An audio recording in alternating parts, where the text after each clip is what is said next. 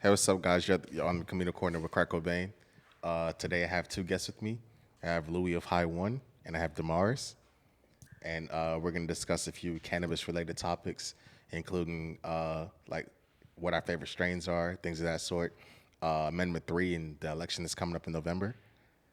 So just to start it off, I want you guys to tell me about your first experience with smoking cannabis, whichever one you want to start. So, how are you? Let's see. Real quick, it's just high. I know the high one kind of throws people off, but Gotcha, gotcha. that's the Instagram thing, and I did it as a play on words. So when people are like, "Who are you?" I'm like, "The high one." Like, Haha.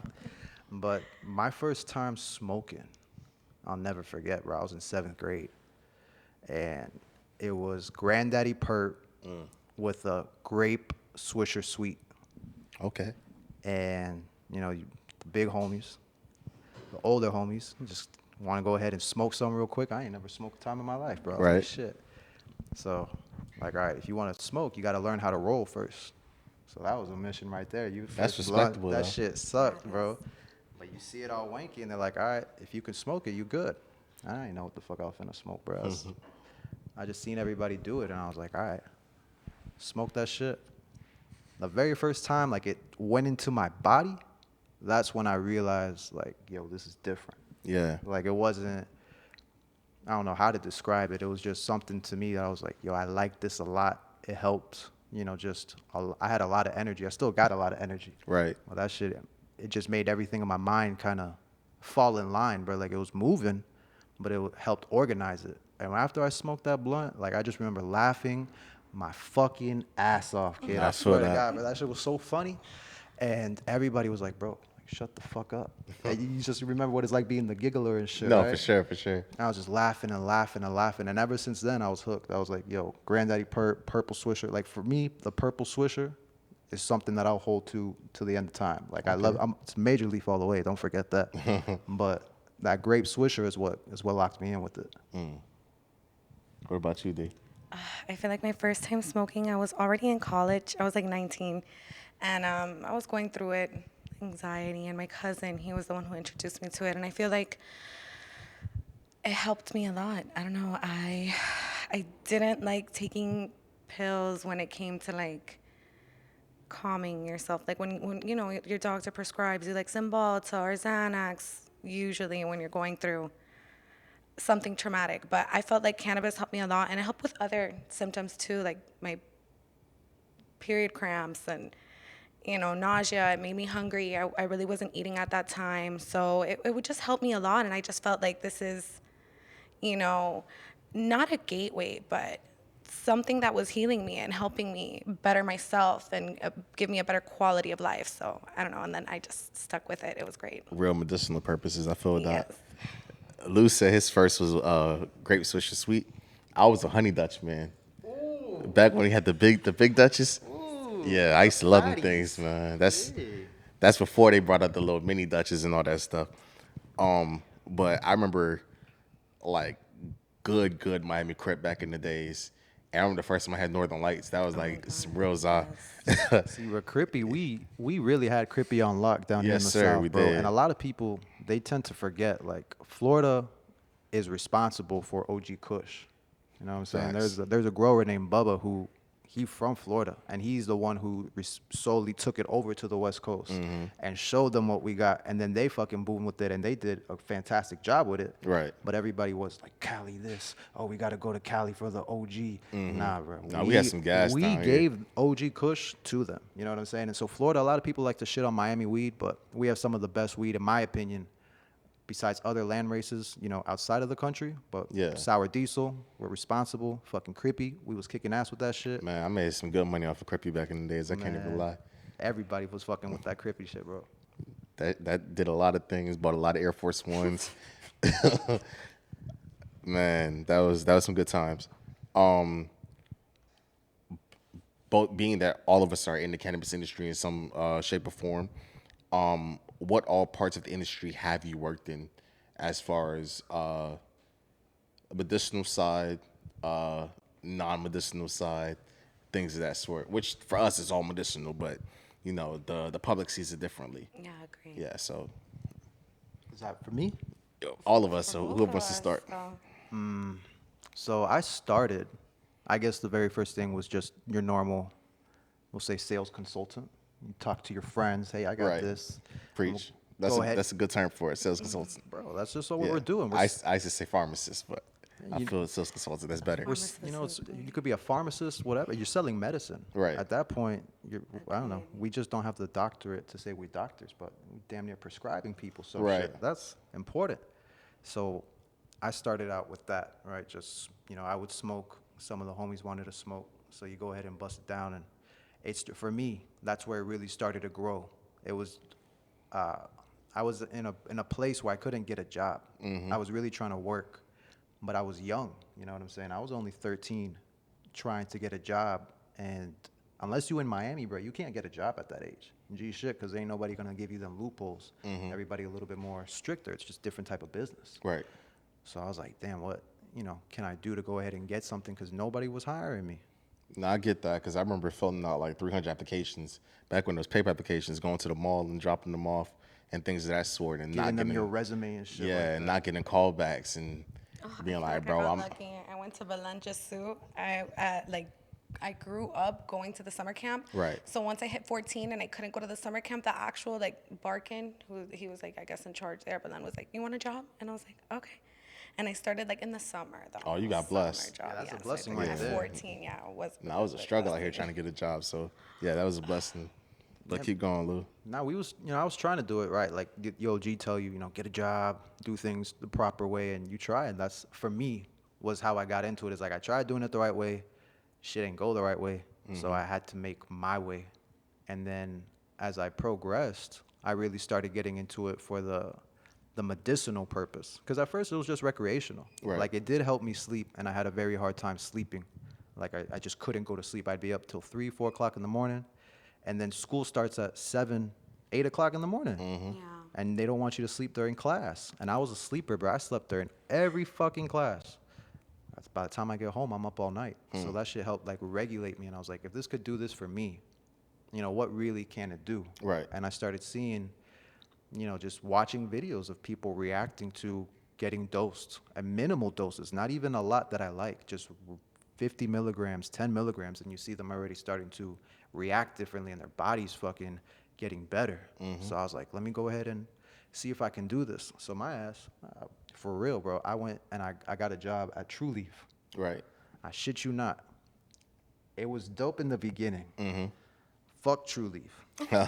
But what for me really made me say that and hold to it was they disillusioned me, thinking that I was going to be in there and helping all these elderly patients and giving them what they need and educating them. Right. So I was doing that.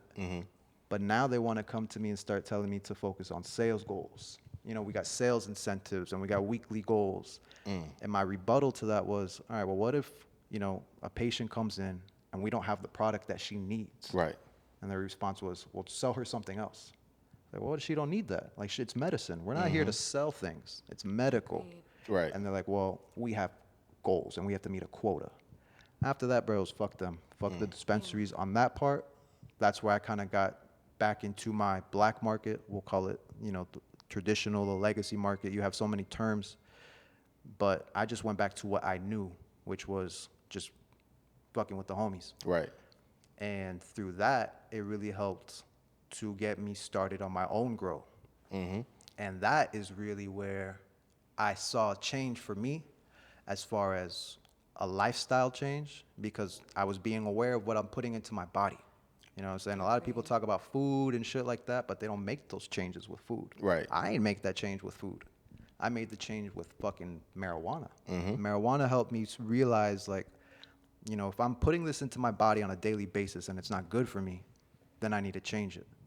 And I started growing my own because I know what I was getting, where it was coming from, heavy metals, PGRs, Right. pesticides, all these toxic chemicals, that it was just for me to do that, to grow, save my bread, and then I can go to the studio. You know what I'm saying? You got a studio session, $60, $70. Easily, bro, and that's what, a quarter? Yeah. You know what I'm saying? So you're like, damn, do I want to buy a quarter or go to the studio? I remember that struggle. especially being a college student. Bruh, It's college like, bro, it's the student. weed or the studio this week. What we doing? And it's what we doing. So a lot of people tend to go ahead and go the route, they'll get cheap equipment or cheap studio and spend the money on bud. I was, it was a fucked up thing, but I was being cheap. Yeah. And I was buying booty bud. And I was like, nah, I can't buy no booty bud, bro. Like $5 grams, $10 grams, that ain't me. So I couldn't keep up with that. I said, I'll go ahead and invest in the studio and I'll start growing. Right. I got some seeds. OG Kush. Simple. I brought it back to our roots, bro. And I Classic. started with one seed, put it on my windowsill, and just let it grow naturally. And from there, I got the passion to be like, oh, yeah, this is some shit that I want to do. And That's we what's started up. going and going. And now, thankfully, I have a team of people that were able to go ahead and provide quality cannabis for medicinal patients as Right. well as recreational. But we focus more so on the medicinal side of it. Right. We see a lot of patients complaining that they can't trust the quality of the product or they can't see it. So we'll, be as honest as we possibly can with them. We'll show them from A to Z. Like, this is how it comes. It's only being touched by 3 to 4 hands. Right. As far as like energy goes, you're not picking up bad vibes, bad energies. If anybody has bad energy, they can't come to the house. I feel that. It's only love, bro. These plants feed off love. So we'll be playing music for them. We be talking to them, really just giving them what I feel they don't receive in a lot of other places. Understandable. And that's now where it's gotten to me. I've been able to work with other brands, other bigger name brands and shit like that, other growers. And everybody's just impressed, bro. They're like, damn, we didn't think you was doing it like that in Miami. I was like, nah, we really fucking out here. And shout out Yeah. to all the growers, in Miami, in Florida, that really put it on for the crib, because this shit ain't easy. A lot of people think that you could go ahead and just start growing and get you some fucking bread. And like, we playing a different game in Florida. We're not a legal state. Right. So shout out to everybody that is fighting for something they believe in, because that's ultimately what I'm fighting for too. I don't believe anybody should tell me what I'm allowed to grow, especially as far as a vegetable or a plant or a fruit. Agreed. Yeah, if it's a natural resource that has been around longer than my existence, longer than the existence of humanity, who are they to tell me what I can and can't do with it? I feel that. 100% agreed. And what about you, D? I started actually at a marijuana clinic, and I learned the ropes, and I got really close with a couple doctors. I get close with people and patients, and I really enjoyed learning about what products worked best for what symptoms. And then from there, I started working at Certera, and I love it there. It's great. And I currently also work for another medical well, it's actually it's called Live Forever Health, and they're they have a big department, and they also do other things like hormones and other treatments. But they just purchased Rejuvamed, and they're opening a bunch of medical marijuana clinics around Florida. So it's super exciting. From Tampa to Hammocks, Fort Lauderdale. It's awesome. And then I don't know, I stick with it, and I went to school. I got my certification in cannabis oil and medical marijuana, and it's just great. I love it. I enjoy it. I enjoy seeing patients flourish and improve their quality of life. So No, definitely. I, like Louie, started on the black market side, and I just always had a passion for cannabis. Like, I had a Tumblr page back in the days where every Wednesday I did Weed Wednesday posts, and it was really me giving like feedback on cannabis strains that I personally smoked. I would take photos of it. I would break down the way it made me feel, like if it was euphoric, if it made me have like a great night of sleep. You was if a it real made me- reviewer. yeah, if it made me hungry. I would like rate it. I had a doobie rating system.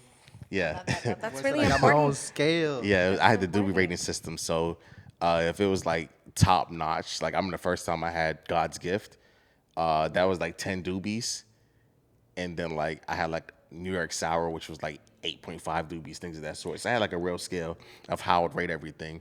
And I just was the person that like, same thing the homies would know, like, oh, if we want to get like some fire, we go talk to Cracc. He would know what this is and what that is. And honestly, like, I kind of had people coming up to me like that since high school days. Like, jokingly enough, I remember the first time one of the Marley grandchildren came up to me in ninth grade. It was some bud and was like, "Yo, Cracc, is this fire?" And I looked at him. I said, "Nigga, you're a Marley." If anybody gonna know, it's you, bro. But yeah, like people knew from earlier, like I know my stuff. I actually care about the plants and things of that sort. Me and Lou have had plenty of conversations about cannabis, so I know like he has a very similar passion, and it shows. Like quality always shows when a person actually cares about what they do. Um, I last year got into the medical side with Satera as well, and the thing that I do enjoy about being there is we actually are dealing with the patients on a personal level to the point where it's like, nah, like we're making sure that you're getting your medicine for what you need. I'm not there to sell you some bullshit. I don't give a fuck about a dollar. Like it's about you being healthy. Like I have a patient that comes in that can only use Twispensers because he has like really bad epilepsy and he's tried other products and it doesn't work for him. But he said he takes Twispensers, he has like a really big seizure, and then he's good. Like he won't have one for at least 24 hours. So stuff like that means the world to me. You feel me? Like I actually feel like cannabis is something that can do a lot for a lot of people, and that's like my passion with it. So I get where both of you are coming from with that. Have you ever seen this video called Marijuana versus Parkinson's?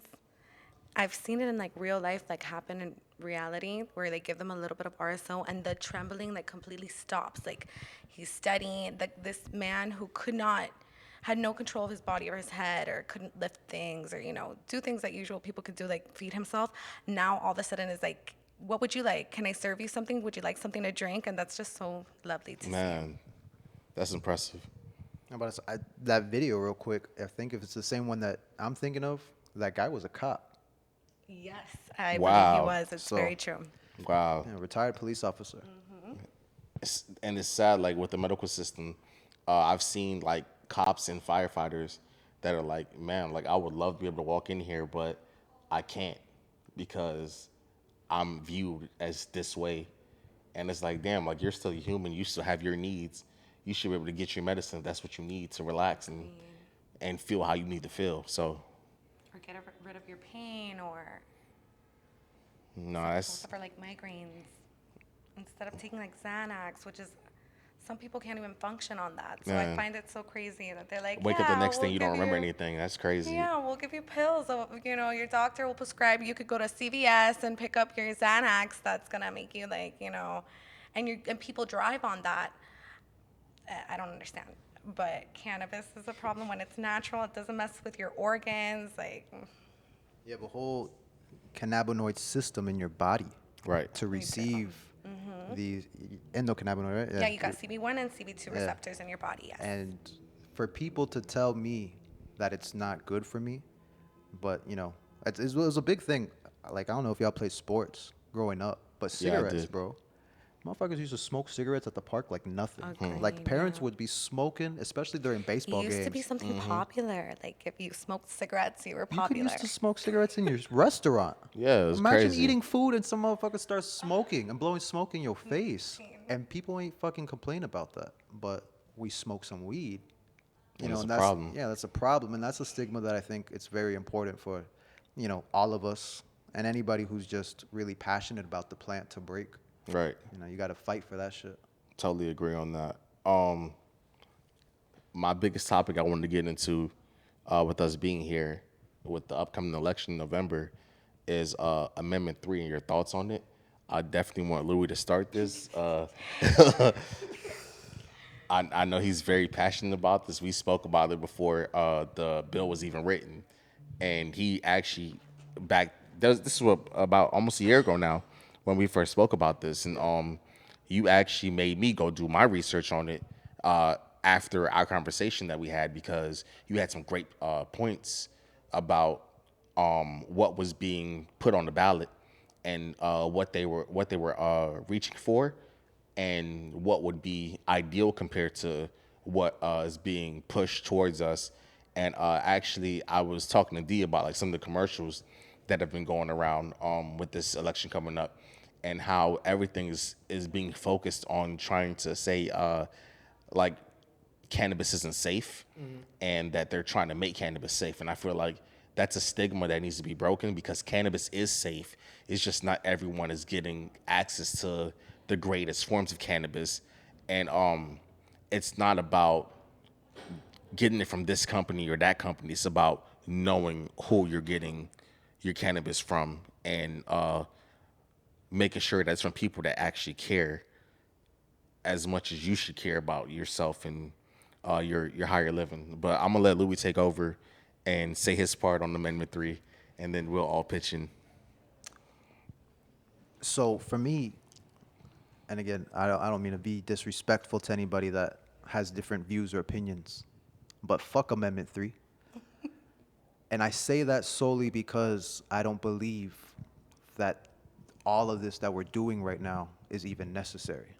Like, I have a good friend of mine that we speak about these things, and they don't tell you how much or how many tomatoes you can grow, right?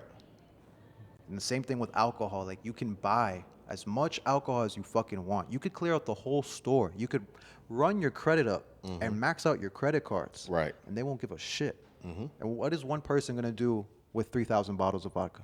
Nothing at 50 all. Die. 50 fucking cases of beer. What does Die, one person basically, do with 'cause that? that's a lot. It's alcohol poisoning for sure. But they want to go ahead and limit how much medicine we can travel with, how much medicine we can purchase, and the fact that they don't even allow us to grow our own medicine. That's my biggest problem with Amendment 3, is that there's no home grow included.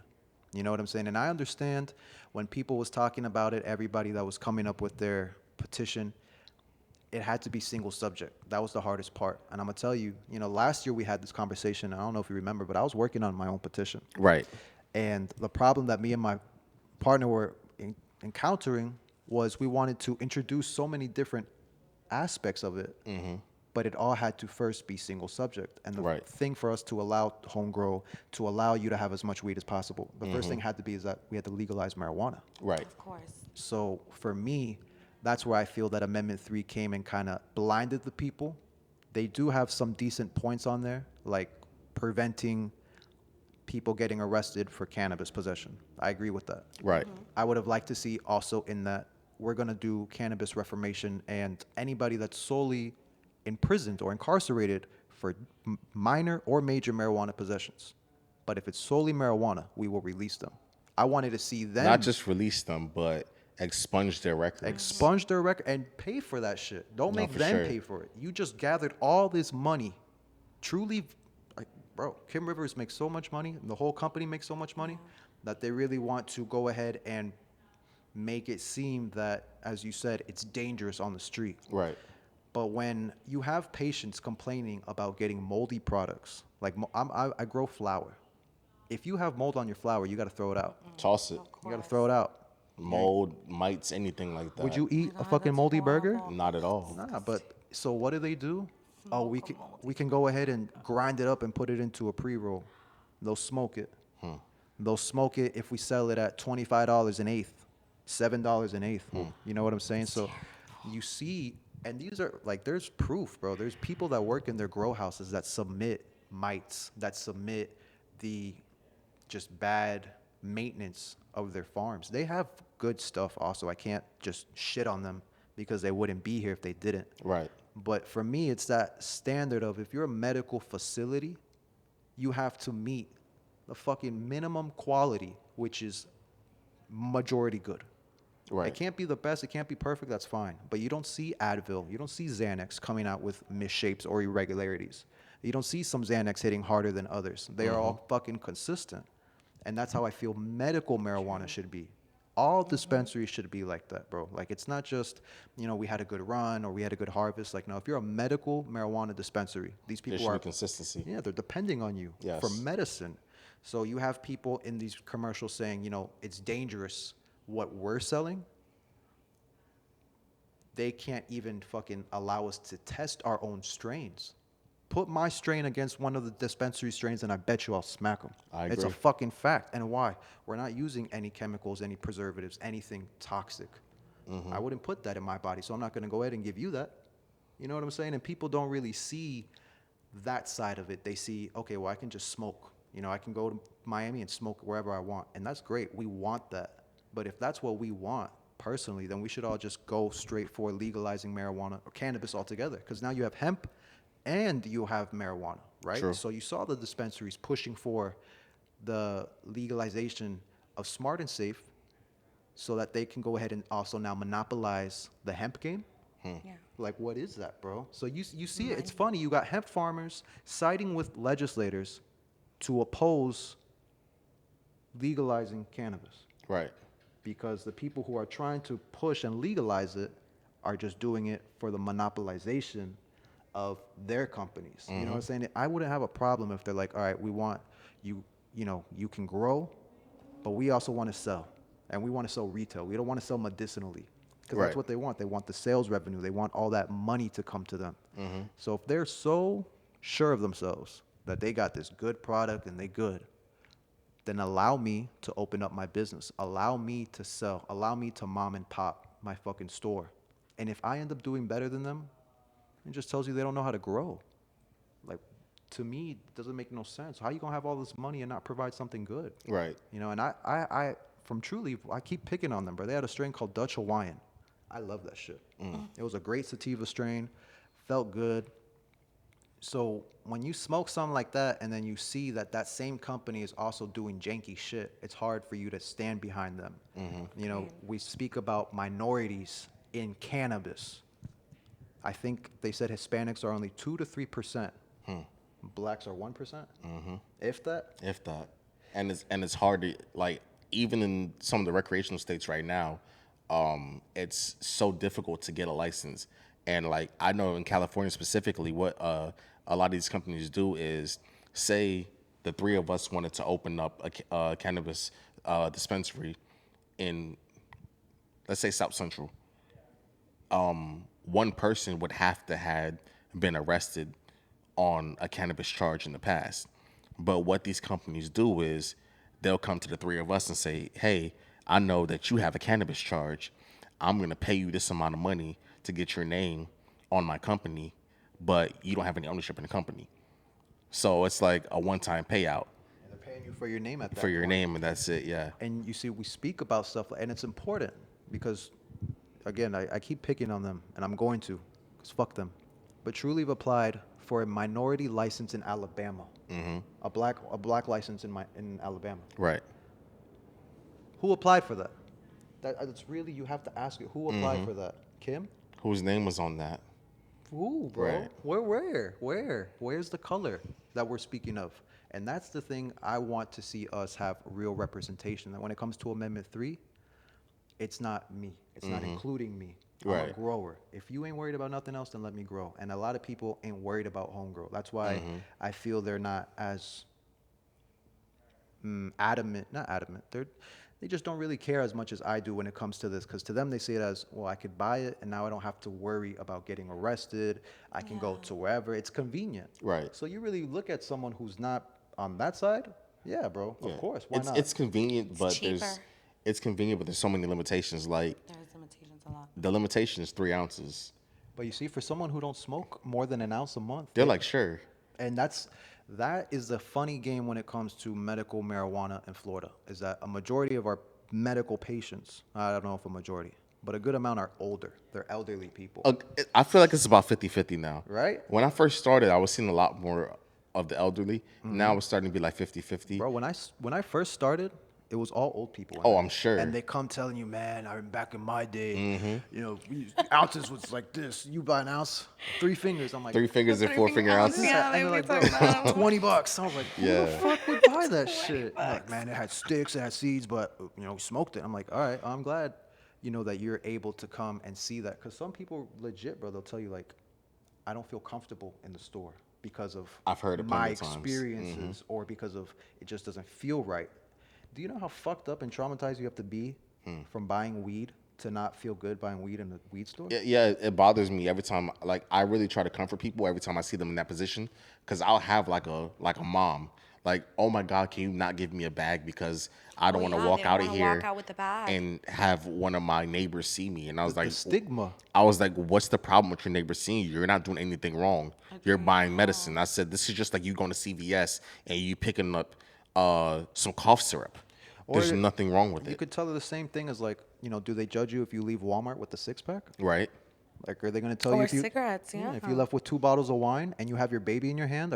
No, we know her pain. Like, Yeah. But if they see you with a joint, they're going to call you a bad mother, and that's the fucked up shit about it, bro. Is like there's so many negative stigmas that the people who would, in my opinion, be benefiting the most from Amendment 3 are the people who are already invested into these dispensaries. Agreed. There's nothing for small business, and that's what we have to focus on, Right. because I don't have a stake or I don't have a stock in any of these dispensaries. And I speak about this like I think of the Flowery, and I don't mean to talk shit. I love you, D, but the Flowery, if I'm not mistaken, is a police owned, or the family, one of the members, They're Ex-vets, military connected, Right? yes. They're so ex-vets, sweet. or are Yeah. they police? No, I think they're.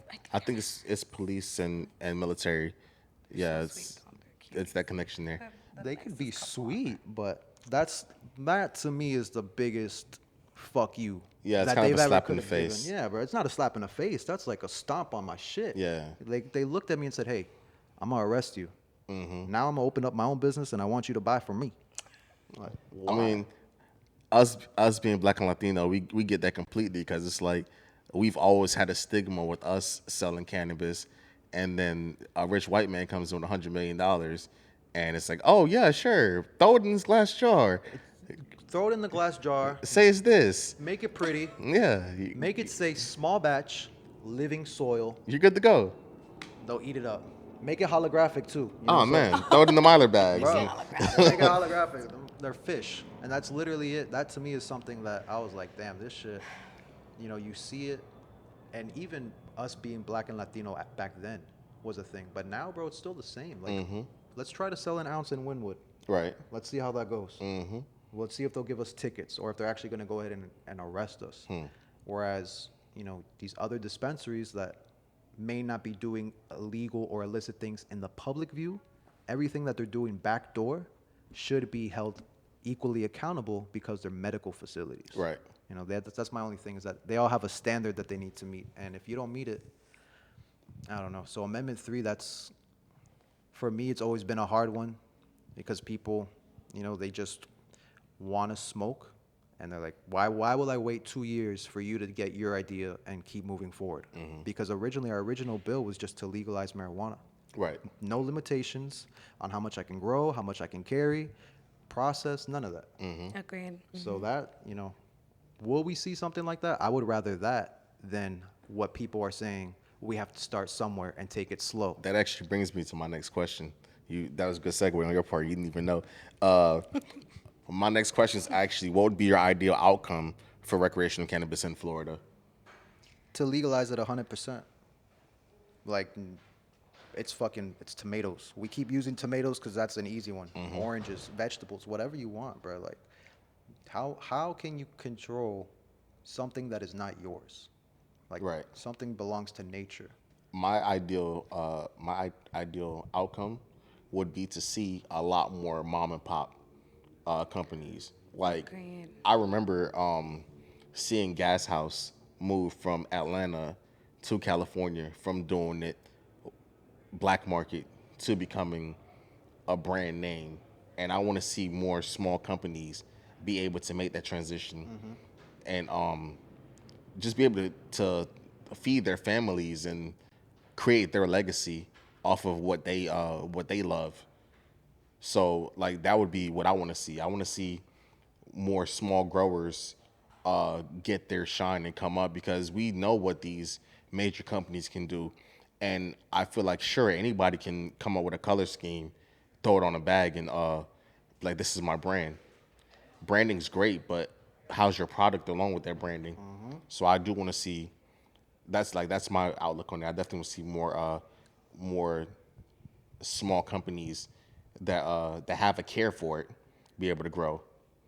I feel like you shouldn't have to have a certain amount of money and certain requirements in order to get your name out there. Exactly, bro. They want you to have a license. You got to pay to have a license, and then you got to pay for the facility and have it.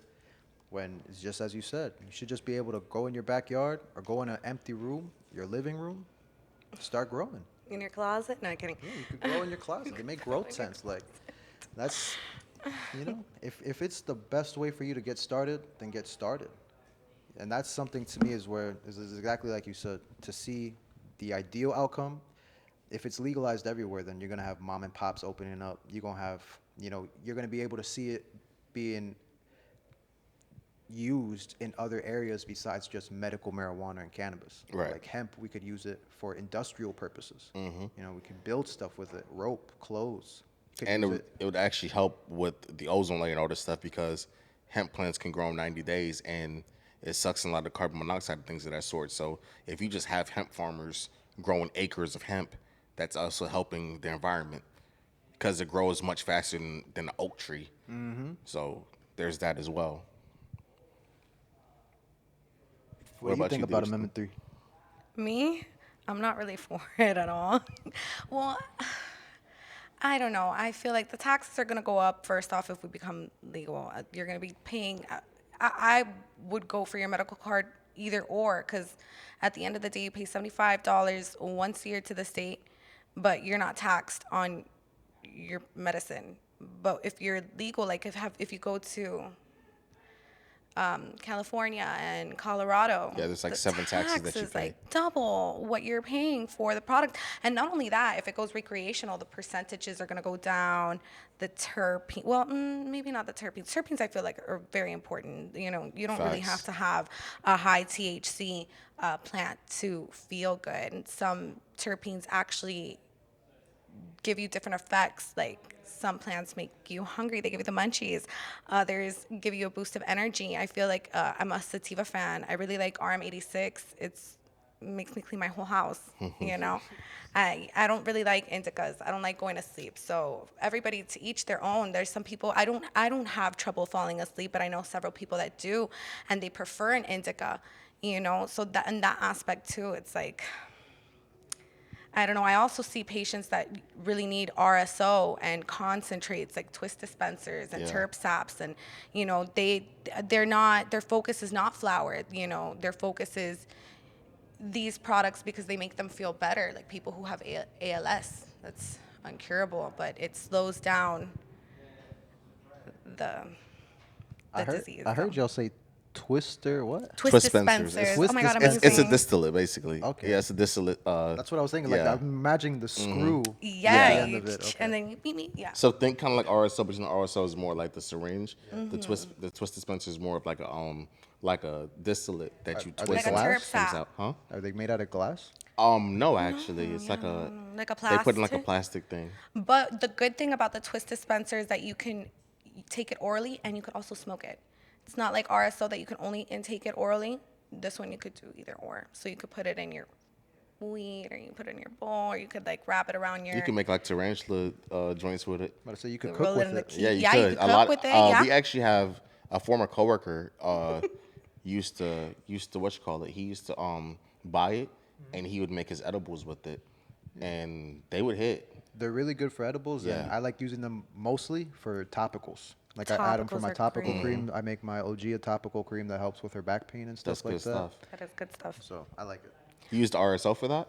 I did use the RSO as well. In my Okay. personal opinion, I like RSO more. I feel that. I just have a harder time finding quality RSO Right. right Agreed. now. Who did you usually get your RSO from? What company would you? Truly. Okay. That's why. No, I'm kidding. So Walmart, that's like Walmart of the cannabis world. No, that's factual.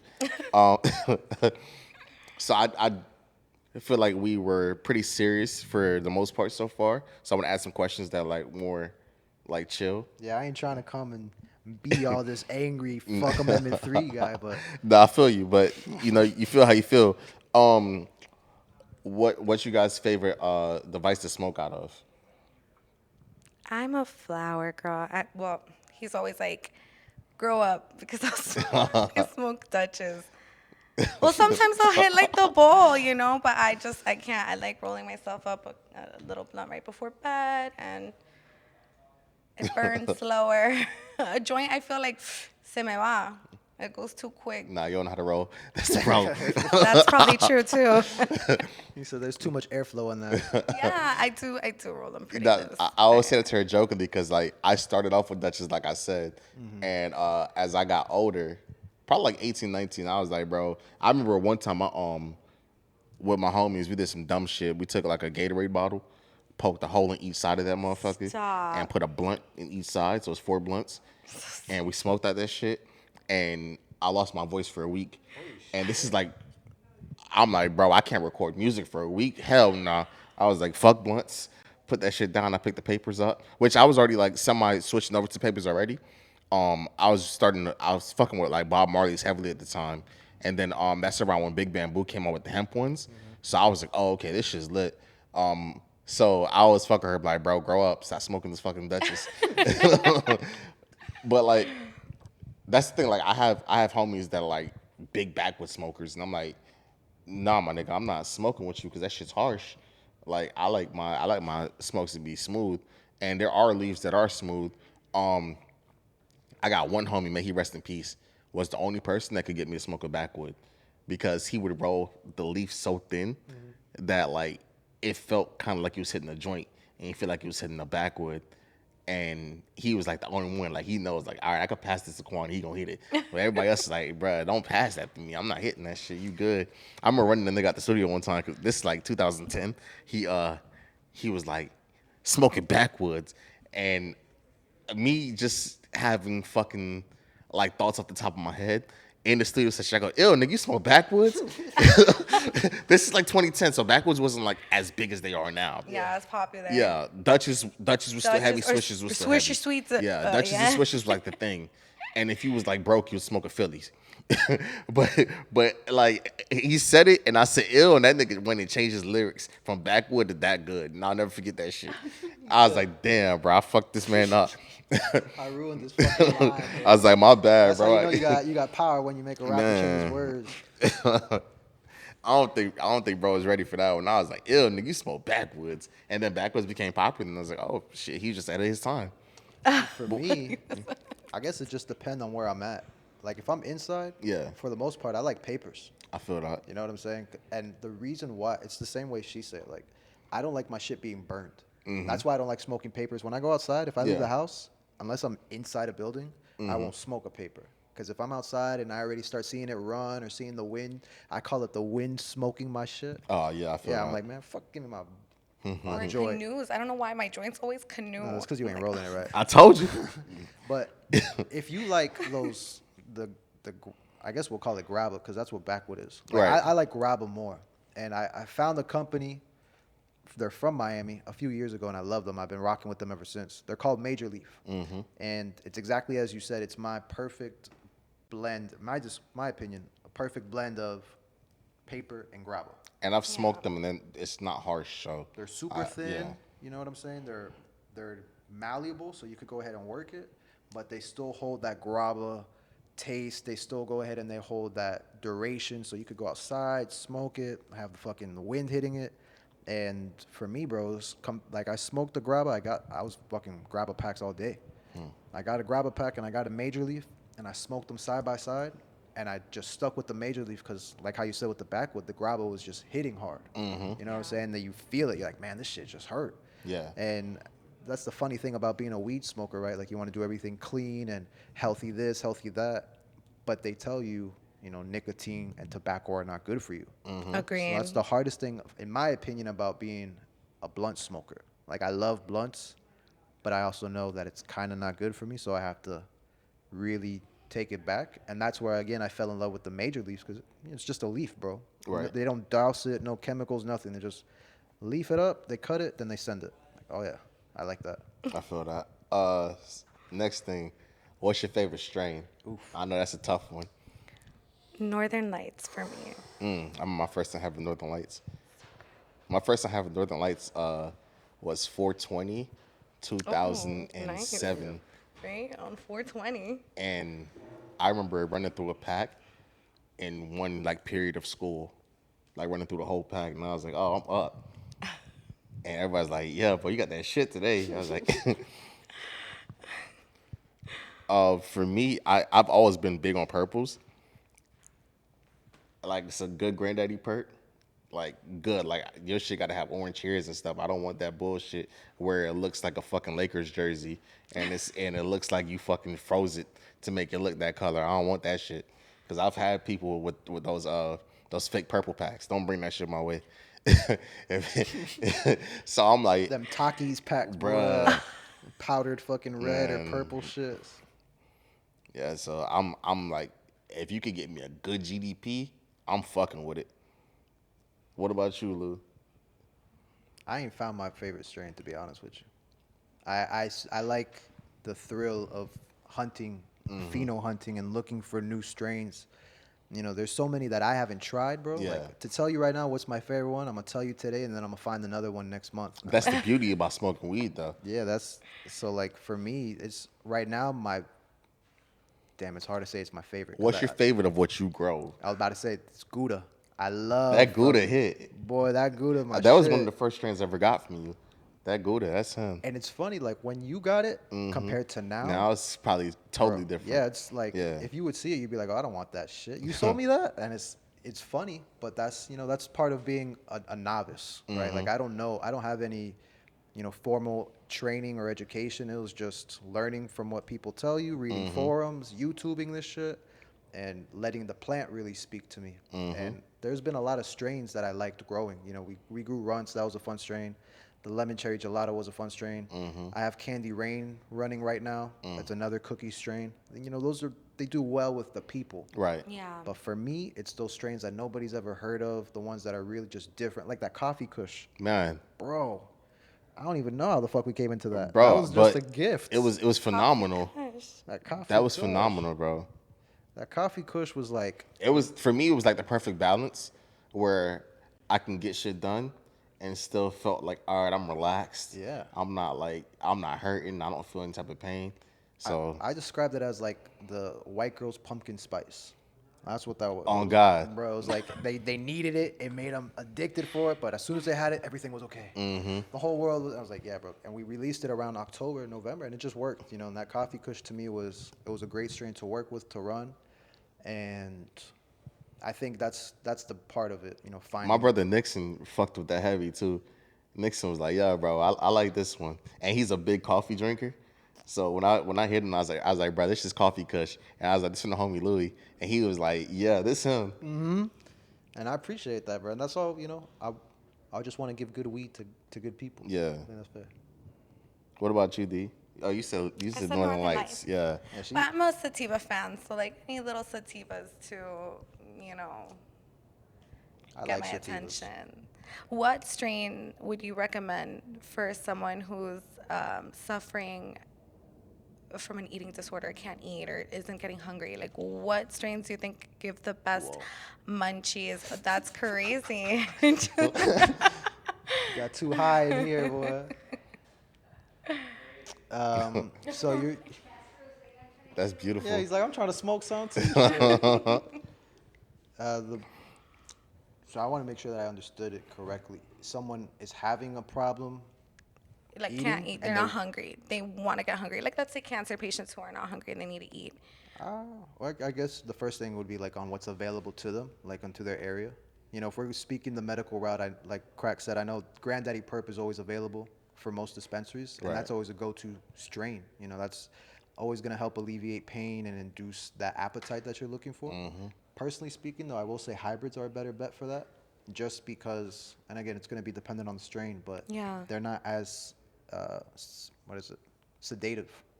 Some of them won't put you straight to sleep like most of them will. So you could have a little bit more energy to go out and wander, get your activity up, and in doing so, you are now starting to increase your appetite. You're True. getting your body moving. You just went for a 10-minute walk, but you're high as shit. So you just used up all your energy. Now you're starving. So I think Makes that sense. that for me was kind of that's what I would tell people if they ask me like what strain specifically. First, each strain is patient dependent. You're never gonna know. Everybody's different. Yeah, everyone everyone's differently. different. Yeah, You it's got to true. try it out. That's the one thing, I guess, if anybody was to ask me, like, do I not like about weed? It's that. But I like it because it's like a game. You can keep playing. But anything that has, damn, there's a specific, you guys talking about terpenes, there's a specific one that helps induce Hunger. the stomach and the Yeah. appetite, yeah. But once What's you, your favorite terpene? I know that's a tough I'm one. about to say either mercury or caryophyllene. Yo, you know what's funny? Caryophyllene has been my favorite one. I And love that's some just of the ones that we know. Yeah, I Just know there's a imagine lot when we more. start learning about the ones that were like, oh, I love this one, but I don't know what it is. Like Lime another one that I like a lot, lime and but a lot lulu. of people don't know about is Valencine. Valency? Yeah, Teach me some. that gives you more. It has more like orangish flavor to it. Okay. And I fuck with that one heavily. Like it's kind of like Mercine with the way it makes you feel, but you're not gonna be as sleepy. So it still gives you like that nice balance. The one you just said, how does it compare to what I think she said lemonade? Lime and Limonene, lulu. it's a little bit different than limonene, but it's a citrusy flavor. But instead of being like more lemony, it's more like orangey. Yeah, Okay, but it's still in the citrus. it's still in that family. citrus family. Yeah, I love the citrus. I love those. nah, it's definitely a good route. What about you, D? You said limonene. The limonene. You keep forgetting what D say. Nah, you know I'm just double checking. You feel me? Yeah, D don't got much to say, man. This what it is. Go get me some. I'm straight to the point. I know what I like. This one doesn't really affect you as much, Lou, because you already do this. But if you could grow your own strain, what would you like go for? White Widow. No, I'm saying from scratch. Like you're creating your own strain. Oh, like like my own? That's yeah, lit. Yeah, that's lit. like what terpenes would you want it to have? What type of strain would you want it to be? What type of effects? What flavor do you want? What look do you want? Damn, that's a dope ass question, bro. Appreciate that. No one's ever asked me that, and I'm just like, damn, you fucked me up with that one. I'm saying like Right? it's Like that's this some is a- real Frankenstein yeah. shit. Like beyond Frankenstein, you're like, I want you to be God right now. Here's a blank canvas. Basically, like you get to be the god of your own strain. How would you want it to be? And I asked this question, and I can't give you a full answer because it's so tough. Like I was thinking this one out, and I was like, bro, there's so much things that I would want to do. Like my look, I know exactly the type of look I want, but like as far as like the terpenes and how I want to feel and things of that sort, that's where it gets crazy. I want my shit to have dumb trichomes. Like I want my shit to look frosty as fuck. Like if snow fell on it. You see, I can't say too much about what terpenes I would want on it, but I Mm-hmm. could tell you, like, as far as my look, Yeah. I would like it there too. I would like it honestly more dark green, like fucking, like the forest. I feel those, for me are very appealing. I like purples, but dark greens are my shit. But as far as I would say, the one thing I do know, my own strain, whatever it is, what I would want it to be is a hard hitting sativa. Okay. Like very I wasn't expecting that from yeah, you. like almost like psychoactive, like psycho-inducing. Like that's if I could create some shit that could make you hallucinate, Okay. bruh. Like real deal, like some good ass fucking sativa, like Like you're real tripping in cerebral. it. Yeah. Yeah, pero Like, tú no piensas que ya sos mucho. no. When it comes to weed, there's never enough. You can never get too high. You always gotta go higher. He said real cerebral with that. Okay. You know, I would want something with speckles of purple, not like real purple. Like I want speckles of purple, but I want like you remember when when sour was first coming out and like cheese, how it was like a brighter green to them. I would want it like that with the speckles of purple on it, and then hella frosty Now you see, I would want mine like with white hairs. Yeah, like swamp thing white green. pistols. You see that shit green, orange and purple, just running throughout with my orange hairs and my orange tips. It looks like I just fucking dropped it on Jack Frost. And then you see it, you looking at it, That's real. you're like, damn, what does this do? And when you break it open, it's sticky. Sticky. And you're like, damn, I don't even know if I could roll this type of sticky. That sticky where you're afraid that it's not gonna burn. That type of sticky, Man. bruh. And they'll be like, nah, it's too wet. And then you smoke that shit, and immediately you feel, let's see, if I had to pick a flavor for it, I would definitely want skunk. I like the skunk flavor. when it comes to the sweetness, how people like to describe candy, I don't really like candy as much. I like the Really? Yeah, I like the cheese flavor, bro. Like I'm a skunky, Okay. funky guy. Cheese was one of my favorite flavors when it came out, so I feel that. That shit, But candy is fire though, bro. That's a good taste. candy's fine, but that's to me is where it's like it's just sweet. Yeah. You know, and I'm like anything that's the new wave. And you know, we speaking about what we smoked on, what we started with. Like for me, I started with fucking the Granddaddy Perk. You know, so growing up with Crippy and Sour D, like we had more. I feel just the skunkier elements of bud, and also Yeah, our things were shit, more pungent back yeah, then. bro, our shit was coming out from wherever it was coming out. So some shit was outdoor, some shit was indoor. So in reality, we was like, you know, you have a lot of different options, Right. and you able to see what really can come from it. That candy smell, bro. That's why I feel a lot of people just kind of fall asleep on land races. If you go back to land races, shit from Thai, the Afghan Kush, Oh man. bro, Mexico, Colombia, they have real good, earthy, flavorful, fragrant strains. You know, they're not super sweet. They do have the lemon taste to it, or they might Right. have, you know, the citrusy taste. You know, I don't like grapefruit, but I've smoked a strain that tasted like grapefruit, and I liked it, which was weird. You know, and I'm like, damn, that to me is that. So I would want mine at the end of the day to have that, just that heavy skunk cheese profile with a slight undertone, just a slight undertone of something spicy. Okay. So we had a strain that had came through the store one time, that was like in development, Okay. that had a very guava scent to it, and bro, like I was like dying for that strain to become like official, because bro, like it smelled amazing, it looked amazing, and like like I said, the sweet gets me at times. And I was like, bro, like this is really like an amazing smelling fucking strain, and it looks good. Like it was green too. It wasn't like there's like no purple to it. It's like nice and green. Very orange pistils on it. So like it had like that older look that we don't see as fluently now. Like it's not out there as much because everybody's going for like these deep purples now. Yeah. But yeah, bro, I was like, this is one of the ones, and I hope that they bring this shit in. But yeah, I feel like D, what would be your Well, after both your descriptions, I feel like I'd be the worst grower, and my would be the most basic little flower ever. I don't know. I feel like I'm really into the greens. The greener, the better. Like fresh, like diesely-ish Okay. smells. I like white frosty. I don't like it that sticky, because then it's just annoying to break it up. It gets stuck in the grinder. So I don't know. that fight be worth it sometimes though? I get it. I mean, well, yeah, that is true. The fight could be worth it, but sometimes I'm like, oh my goodness, it took me so long to just get it broken down. You get stuck in there. You gotta get a stick, a toothpick. Yeah. I remember one time having some bud that was so sticky that I was like, bro, I was like, this shit not gonna smoke. And I sent one of the homies to buy some Crippy to mix in with it. This is like college days. I'm like, bro, this shit not gonna smoke by itself. I was like, go down the street. I was like, go to the homie, get some Crip. We gonna mix this shit in.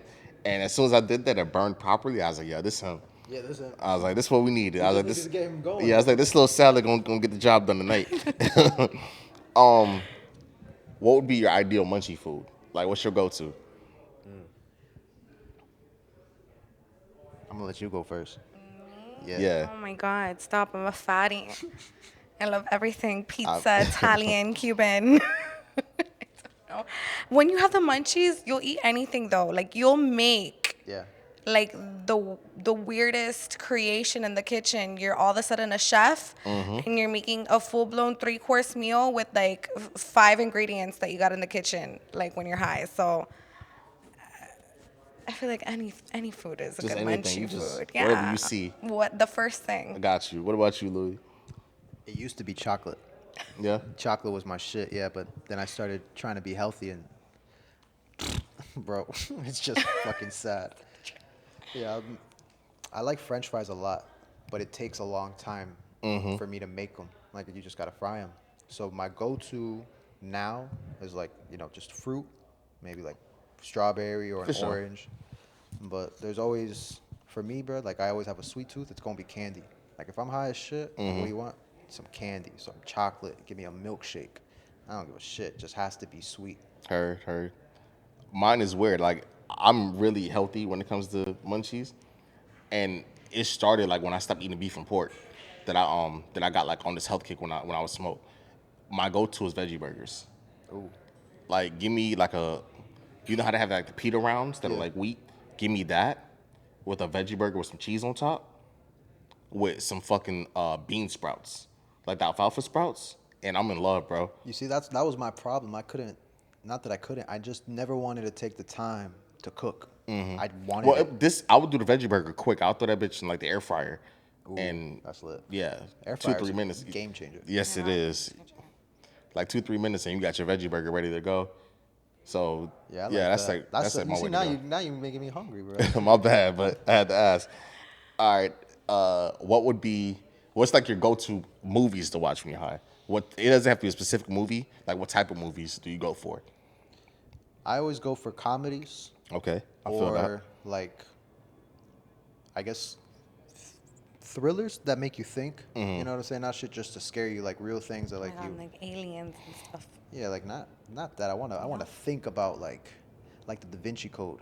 Oh, okay, You know what I'm saying? Like you want to think and or Interstellar, bro. And it's like it sucks when you're high because you can't miss anything. Right. But you get to experience that movie and really like lock in. I feel like for people when they smoke, you know how most people daze out. Yeah. If they do the opposite and lock in, you experience shit so much more profoundly. Obviously, your senses are heightened and you feel Of things. So it's like course. you really can appreciate the colors and you can appreciate, you know, the sound behind it. And that's why I like going with comedy movies because they're Right. lighter. You know what I'm saying? So there's more brighter colors, the music's better, and I tend to work while I watch movies. Right. It's not like I can just sit down and watch a movie. I have to do something, and that's, you know, comedies, bro. You hear it, the laughing, and then with the thrillers, again, that music, at least for me, when I'm high, makes me feel like, oh shit, something's about to happen. Like I feel that. and it makes you, you know, just I like that Makes feeling. your senses more heightened. Yeah, bro, it's that paranoia fucking creeping in, and you're like, oh shit, what is that? So, what you got? With me, bro, it's I like comedies as well, but I also like documentaries. Ooh, Like I'll sit down and watch a documentary and learn some shit. high as fuck. Yeah, high as fuck, bro.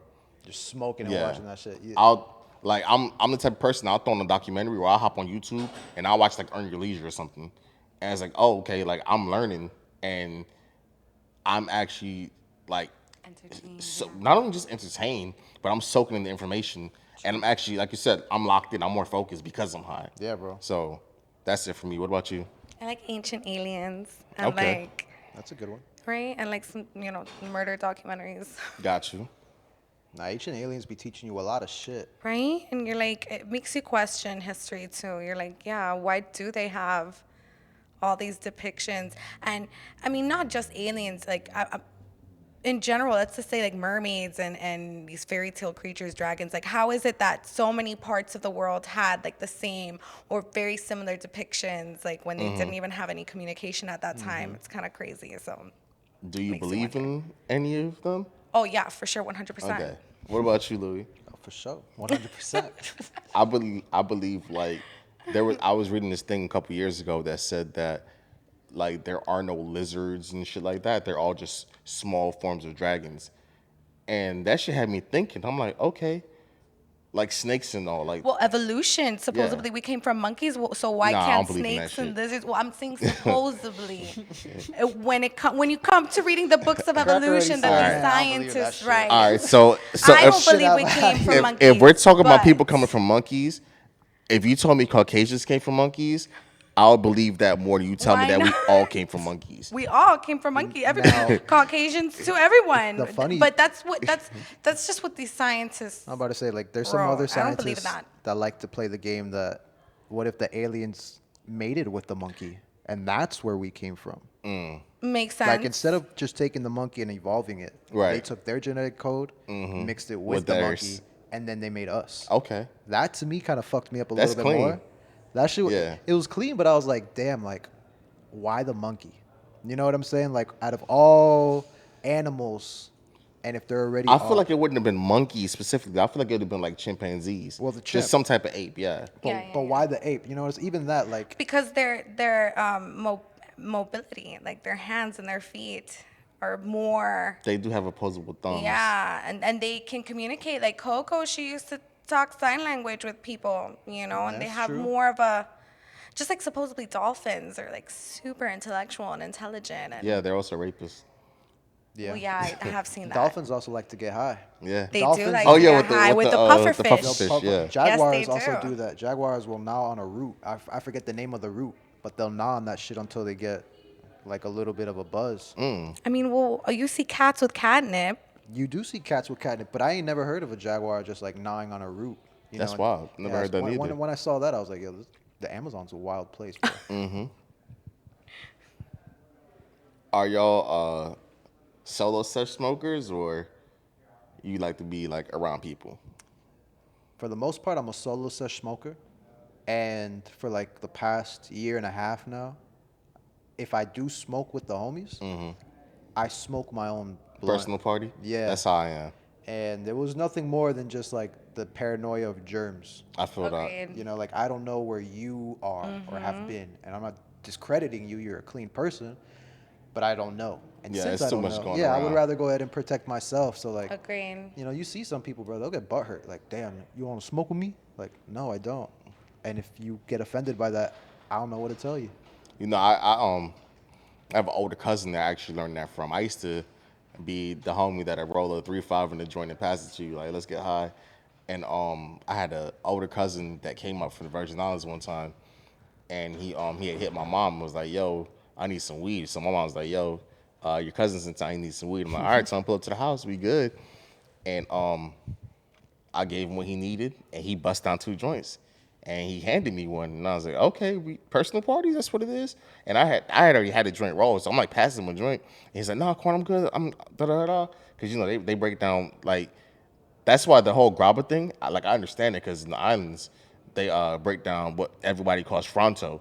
But in the islands, we call it fonta.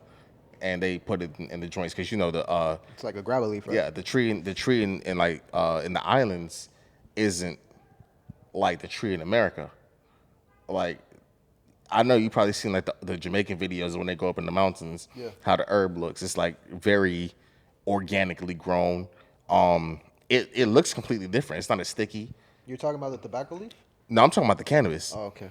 Yeah, like if you look at the cannabis that they have in like the mountains, like Jamaica and shit like that, compared to the cannabis that we have over here, the look is different. It looks more like what we would see in the High Times magazines from like the 70s and 80s More and stuff like natural, that. Very outdoor. natural. Outdoor. And like for smokers like us that come from over here, you smoking one joint's not gonna get you high, because we're so used to these high THC levels and things of that sort. But I can't lie, it's probably the cleanest smoke I've ever had. Is smoking out there. I believe that 100%, bro.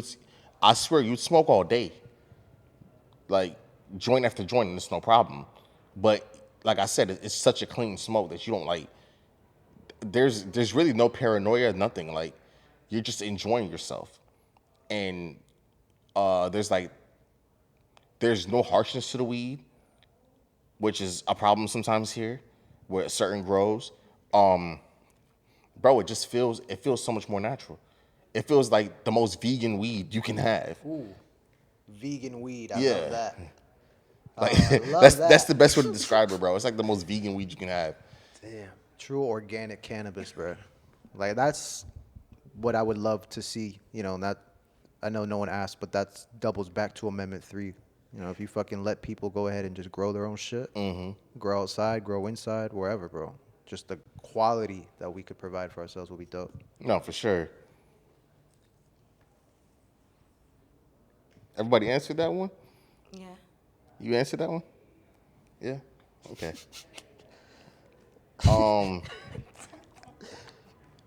I'm just, no, did you? I don't think you answered that one, actually. Yeah, I don't think so either, to be honest Yeah. with you. Do you like to smoke solo or in the group? Both. I What do you smoke- prefer, though? Like, what's your ideal situation? I don't know though, cause like sometimes with my homegirls, if they don't smoke with me, I'm like, damn girl, you're gonna have me smoke this by myself? I don't know. Like, you're not gonna be on the same tip with me. So But I don't like. I'm not a fan of smoking with strangers that or sharing And I feel because of that. germs. No, you It see, is even scary. my homies, like now we all, I don't smoke with my homies like that. I like, I'll smoke with the homies, but I Yeah. don't But, smoke or share my. You don't share it. Yeah. yeah, it's too much stuff going around nowadays to be really That is passing like true. that. You better off to yourself. Yeah, Like but 7 different strains of or COVID. when people say they Man. want to match, and motherfuckers like you roll, like Cracc say he roll a 3.5 in a joint, and I'll come back to you with a .5 joint. Yeah, bro. If I'm rolling with the homies, I'm not stingy. Yeah, like if you so gonna don't come match be me, stingy with me, match me. That's what matching means. It's not contribute. I ain't say contribute for that. Roll your own shit. right? And we were like that from college days when we really didn't have it like that, bro. Like we were pitching in to get an ounce. So Yeah.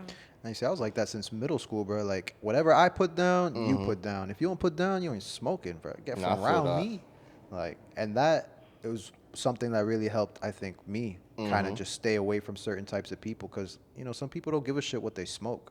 True. So they'll tell you, yo, I'll match you. Like, all right, and they'll roll the fattest joint, Some garbage. some booty man, ass if you fucking match shit. me, you better bring something of quality. Like And it's like that really helped me just kind of like, nah, I want my own shit. Like sharing and splitting money with other people to get cheap shit. Nah, Yeah. I'd rather Have go. you ever been to a dispensary and gotten some stuff and you were like, oh my God, so mad? It was a waste of your money and your script. I went to Curaleaf. I think it was like one of the first, it was the first time that I had ever gone to. And they're like, oh, you get 3.5s and you get 3 for free. So I was like, oh shit, That's I buy lit. 3.5s and I get 3 for free. That's awesome. So I get my purchase, right? I go home. I smoke the first one and I'm like, this garbage. It honestly was like if they grabbed grass from outside and they were Damn. like, here you go. It was terrible, all of them. And I was like, I might as well have smoked CBD. It was so terrible. Give me a refund for all this weed, bro. Yeah, to be honest, I was so upset. You've never gone through that? You've never had like a bad For purchase? me, my bad purchase was my first experience getting bud because I just got my car. This was when Florida just, Like 7 years ago. 2014, we just Yeah. went medicinal. And I just got my card. I felt so dope. I was one of the first people with their card. I was like, haha. I go, and it was, I think they called it Knox at the time. You remember? Not, I don't know if that's where it transformed into Curaleaf or what, but there was a dispensary called Knox. right. And I got a Jack Herrera cart from them. That shit was fire. I was like, man, this shit's dope as fuck. But I asked them for flour.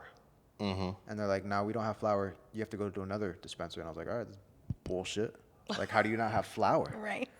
They're like, nah, we just don't have flour. It's like, okay. So I go to True Leaf, and I asked them for flour. And they're like, okay, we have, sour diesel 3.5 for $30. And they have, at that time, they had insane fucking deals. Right. I'm sure they still do, but their biggest deal at the time was spend $150, you get $150 off. Oh. Okay. Okay, right? All you got to do is spend fucking 150 and you get the shit for free. Yeah. Bro, so I was going in, and my doctor, he was a funny doctor. He was one of those doctors that would write your maximum prescriptions and not give a fuck. And he was really lenient about that, and I Right. like that about him. Yeah. And unfortunately, I don't know what he did wrong, but he did some shit to where he had to like run to New York because he was prescribing too many patients. High Yeah, dosages. high Yeah, and they were dosages, like, of course. yeah, they were just red flagging him, and he's like, I'm out. So that's a side story. And Dr. King? sorry, Sorry. when you I said just that said name, the Dr. first King. That person I him? thought of Was Martin Luther? Yeah, and I was like, what? No, like your doctor, because there was a doctor who he would also prescribe like good prescriptions, and I know he moved to New York, and it was Doctor. It might Dr. have been. King, I have to go through my emails. Would you go to Miracle Leaf? Maybe it was through Miracle Leaf. I can't remember, but I think so. Did you go to like South Beach or Wynwood? No, it was in Boynton. Oh my God, you went far. Yeah, it was in Wynwood or no, it was in Boynton. No, Boynton Beach. But There's it a was still- location, Boynton yeah, it was Beach. still Yeah. in Miracle Leaf. But Yeah, anyways, yeah, it was. They have. so I went to True Leaf to get some flour, and this is when they had them in the ceramic pods, Okay. and I was like, just confused because they brought me out a jar, probably about like this big, and you see 3 pods, doom, doom, doom, and I was like, what do I do with this? And they're Yeah. like, you vape it. I was like, how do I vape it? They're like, oh, you have to buy the volcano. What? Like, yeah. So for you to use this, you have to put it in this machine, and then it fills up the bag, and you can go ahead and vaporize it. It's healthier than smoking. Yeah, it's more pure. I was like, okay. That's one of the best ways I've How ever smoked. much is this machine? You know, if it's $150 and I got this coupon, I'm gonna go $700. Damn. That's crazy. Bro, I was like, damn. What is How this? big was the volcano though? Regular size volcano. Oh, okay. You know what I'm saying? It Yeah. was a good volcano. Yeah. Yeah, but still, yeah, you don't 700 you don't expect to go anywhere for medicine And spend, yeah. 700 your On the first time? machine, on the not machine. even on the- Yeah, it's like, hey, we got your CPAP machine. Now you got to buy the medicine. Like, damn. when you could get a volcano from. I got a volcano one time at it was like kind of like a rip off, like a Dollar Tree almost, but it was like run by Solo Indio, and he's like, oh, I saw the volcano and I was like, how much? He's like 99 for you, and I was like, sold, Run 100 bucks. Yeah, Run it, bro. And that's a good deal. You know what I'm Yeah. saying? And but 700. 700 at the time, and Like, I bought the oh, I bought the diesel because I was like, how would I get it out? And you got to give credit. You guys work at dispensary, so I give y'all credit for trying your best not to tell the patient how to break the rules while telling them how to break the rules. course. You know what I'm saying? Yeah. So I was like, how do I get this? And he's like, the guy literally looked at me. He's like, if you can figure it out, you can smoke it. I already knew what that meant, bro. I went home and I fucking broke them shits. You know what I'm saying? Yeah. And I'll never forget my mom's face. My OG looked at me and she's like, yo, what the fuck is wrong with you? Because I'm sitting there picking all the fucking shards of the ceramic out of my bud. Damn. I look like a fucking Cracker, fiend, bro. yeah, I that's look like a wild, crackhead. I'm yeah. like, oh, mom, I gotta smoke this.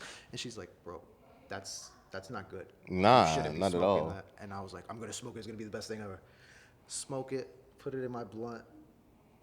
It was good, but the mental stress that I had to go through just to smoke. Yeah. Bro, you would have been like, for that, I'd just go see my boy. Yeah, grand. Real quick. And that to me was my worst experience of all time. Like, I'll never, because I was trying to do it delicately, like an egg, because I didn't want all those microfibers to go Right. into my blood. So I'm like, tongue, tongue, tongue, tongue. But that's Oh an my that's an God. insane I route. lost my patience and I went, fuck. And that shit just busted open. I was like, damn. And now I see all the pieces of the shit in the bud. And you're like, oh man. After that, I didn't go buy bud from the dispensary until they released flower in flower form. You know, and when they did that, they wouldn't even let you see the bud, which is retarded. Yeah. Which they don't. Well, they and kinda most still you still don't. can't. Really? Yeah, Just most have you it still sealed? can't. I think Cookies is one of the only places where they have the where they have like the little look through where you can see. Sunnyside Well, you too, see- I think has it. And that's I'm what's pretty funny sure. to me is True Leaf had that as well. Yeah, They I had heard it they had clear. But during COVID, they took it out because then people couldn't smell it because They it took had it out the thing before where you COVID. smell. And they did it, in my opinion, for the sole reason of you get people to buy based off their knowledge. And if they have very little knowledge, they'll buy whatever. You know what I'm Right. saying? So you're going to make a profit. Like, these people don't know the difference in strain names. You tell them it's a sativa, but it's not the same sativa that they got last week. So they're going to get different effects, but they don't know. They just hear sativa. They'll buy it. Of course, And that's true. kind of the shitty thing. But there's good people like you guys that go ahead and teach them, like, hey, just so you know, this ain't the same thing. No, You know, for I real. tried it personally, and these are the effects it gave me. It might be different for you, but just be, heads up. And those types of My- interactions are My favorite thing is the people that ask you your opinion and then they jump on Leafly.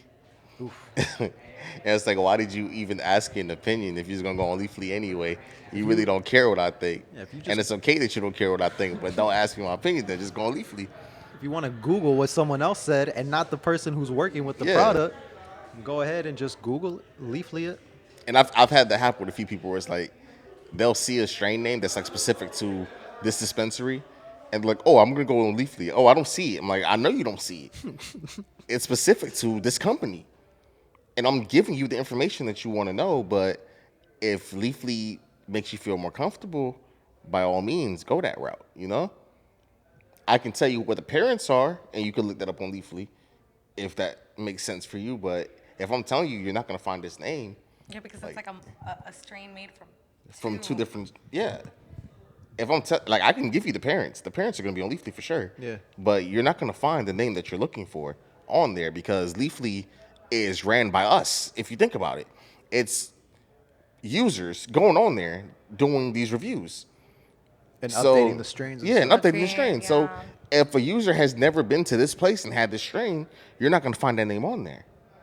And I think a lot of people don't realize that. Like, I remember when Rents was first coming out, and everybody was like running on Leafly, like, oh yeah, I got this Rents, that Rents, da. And gelato. Remember when all the different gelato strains was coming out? Bro, Gelato and mimosa. I was so tired of that already. Every time they Gelato would fucked say, up so many growers and people. Just really the growers, because I guess it didn't fuck them up. Just bad people took advantage of dumb people. And, you know, phenos, all the different phenos of gelato.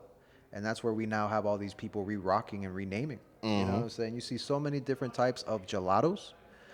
Baki gelato, wasabi gelato, old man gelato. Then they start renaming it to shark lotto, shark runts, shark bullshit. And you smoke gelato 33, the same gelato 33 in 7 different bags. You know what I'm saying? That I like gelato a lot. It was a really good strain. Really, hello. I'm not sure, to be honest with you. She might be in the Checking there, back. yeah. But yeah, like I've definitely seen that. Like, I remember having some gelato 33 in Vegas, and I was like, this is bullshit. But then I had gelato 33 here, and it was like, okay, this shit hits. But I get it. It's different growers and it's different regions, so it affects you differently. Yeah, bro. Okay. Definitely the growers are going to have a major impact. And that's why it's important to have good growers. You know, good growers going to give you good cannabis. And then you could have a good time and enjoy it. And the cycle continues. You spend Right. good money. You know, so I think more than anything, anybody who's working at a dispensary, like they have to really take that responsibility and pride within themselves. Like, if you don't want to work there, that's understandable. But if you are going to work there, you got to make sure that you are doing everything you can to provide quality medicine. I think that's something that a lot of employees at dispensaries don't realize. Like, you're medical employees, you're medical professionals. You don't go to a hospital and see these people bullshitting. At all. You know what I'm saying? It's because they know that it's life or death. Somebody may not die. Like, not everybody works the ER. Right. yeah, but you'll probably give them a really bad night. But the hospital still has so many different operations that there are people who can help with people who are staying there over the weekend, or they need a little bit more therapy. Like, and I think it's really that, bro. Like, these, you know, these people can do whatever they want when it comes to different strains and different that. But as long as you're educated and you are educating, you'll always have the one up. For sure. So we spoke about OGs, and I love OGs, and I got a question for you. What was your favorite OG strain? Like, I was big on Larry OG. I fucking loved Larry OG. Like, anytime that shit floated around, I was buying as much of that shit as I could. That was a good one. That was like one of my favorites. That and Irene. For me, OG Kush is always going to be the name because it was one of my familiar ones, but Fire OG. Okay, I remember when that came out. Fire OG for me was a really good sativa, but still had OG qualities. Right. And that's something that I like for my mornings. I'm a little bit more lethargic in the morning. I like, you know, to think that I'm bursting with energy, but sometimes you're just a little bit slower. So when I'm slower on those days, that's where my mind would be like, yo, I want to be up, but not dealing with people. Felt. So I'd smoke some Fire OG, and like that would give me, you know, just the properties to be relaxed. My body felt numb. I was good. I wasn't too engaging, but my mind was fucking racing. Like, I was ready and getting my task done. You know what I'm saying? I like that one. For me, Fire OG is always going to be my second one right after OG Kush. I feel that. I've only had like OG Kush. Okay. But I do have a question. What's up? So what do you think OG really stands for? Because some people want to say it stands for original, but I've heard that it stands for ocean grown. Ocean grown, right? That's what I've heard, and that's what I'm sticking with. Right. Me too. Like, it just like makes- it's cultivated by the ocean, and I mean that makes sense as to like the salt water may affect the terpenes, right? Yeah. That's what Like the form of I would growth. want to think that, but that's like me thinking someone grew it on South Beach. You know what I'm saying? And I Possible. They didn't. And that's where, if they didn't, how can we call it ocean grown? And is it because like the air travels and you have particles from the sea The getting to your salt, plant? yeah. I But feel like it would make that's sense. a good like that, question. right? I feel like it Yeah. would make sense like that, because different plants cultivated in different areas cause like a different outcome. Yeah. So. What was the one strain that you were like hyped to try, and you got that shit? You was like, this is garbage. White rhino. because I don't know why I thought it was gonna be like White Widow. But maybe it was just the one that I like, the strain that I got specifically. It was not what I expected it to be. Heard. What about you, Louie? A strain that didn't really like live up to its hype. That I got two. yeah, tell me yours. I'm gonna have to think of some. Blueberry. Just blueberry. Blueberry. Okay. Remember when Ludacris came out with Blueberry Yum Yum? Yeah. Oh my god. I searched for blueberry. When I got that shit, garbage. And the second one, Blue Dream. Well, isn't Blue Dream? Blue Dream is Is a child derivative of blueberry. Yeah. Yes. Strain. Yeah. But I'm gonna tell you what I had. Have you ever heard of blue cookies? I'm sorry to cut you. Blue cookies I had and it was pretty good. Okay. I liked blue cookies. I like blue cookies. Back to what you said. So I had some super Blue Dream, which was super silver haze crossbred with Blue Dream, and I loved it. But regular Blue Dream, my boy Nixon loves regular Blue Dream. For him, it makes him creative, and he could write all day. Me, I ain't like that shit. So like, everything affects everyone differently. But blueberry, bro, I hated that shit. For me, what it was, I think it was Maui Owie. Maui Maui Wowie? Wowie? Maui Wowie. Maui Wowie. Hawaii. That was overhyped by fucking It was. by Half Baked and Kid Cudi. I was about to say Kid Kid Cudi Cudi fucked Yeah. me up with that one. Yeah. I was listening to that shit and I was like, oh, this Maui Wowie is gonna be the fire. It's still a fire. Nah, bro, because I had Pineapple Express, real Pineapple Express, and I had it Very with good. some peoples who they were connected to a grower or they just had a really good source. Because this shit, like, you can tell when something comes straight from the harvest versus something that's been processed. This shit came out, bro, and it was beautiful. You know what I'm saying? We was in high school. Yeah. And I was like, damn, how they find this guy? So I'll never forget. We only put a bowl's worth. You know what I'm saying? Smoked it with 5 people, and I was high on my fucking ass. It was the 420 of Easter. I'll Okay. never forget that. That was one of the dopest 420s of all time. That 420 Easter, I was like, yo, let's do some like resurrection shit. We'll go ahead and make Jesus mummies or Jesus joints. And we got that Pineapple Express. We couldn't get to any of our activities. You know what I'm saying? Like, we just smoked that one shit, and I was like, yo, I loved it. Got the Maui Wowie thinking it would be a similar fucking reaction. Garbage. Bro, it was the complete opposite. That's the worst, honestly. That does sound horrible. Yeah, it was disappointing, to say the least. Shit, I'm going off the top. I'm not even asking no questions off the phone anymore. But that's why I like to be though. Like I like things to just organically flow. Just like weed, bro. Just let it grow. Literally. It don't take too much. Shit. Do y'all have any questions? How do y'all feel working at dispensaries? Like, what are your personal opinions, your feelings? I'll start. So, I love the dispensary that I work at. I love my team. Like, great management, fucking great staff. Where it's crazy. Our entire store is literally a minority store. It's blacks and Latinos. We're all creative people. Everyone does something, either sing, raps, something, bro. Like we're Everyone's all artistic, creative. yeah. It's amazing. That's dope. And I love it because everyone there actually cares about making sure that the patients get what they need. So it's not anybody that's just there because, oh, I like to smoke weed, so let me get a job in the weed industry. It's actually people that give a fuck. What I don't like is the limitations that are set by the state. I hate when a patient comes in and it's like, oh, I need this, and then I'm like, all right, cool, let me check your rec. And it's like, fuck, I can't sell this to you because you don't have enough rec to get this. That bothers me because I feel like I'm doing you the service even though it's not my fault specifically. Of course. Because I know, like, damn, you might be in. You might need it. Yeah, you might be in a situation where you can't get through your day without this stuff, and I can't do anything to help you get it. So that bothers me. Okay. But I love where I work though. I do have patients that come in all the time that give me like feedback on their experiences at other dispensaries, and they're like, bro, I love coming here, and I hate having to go other places because, like, when I come here, you guys greet me, you have a smile on your face, you actually have great fucking conversation with me about the product, about your day. Like I was going out of town. I was supposed to be going out of town. Like I told you, I had gotten sick. I didn't go again. But I had a patient I had spoken to before I went on vacation, and he comes back in and he's like, "Hey man, how was your trip?" And I was like, "Bro, I didn't get to go." He's like, "Damn, what happened?" And I was like, "Well, I got really sick, so I wasn't able to go."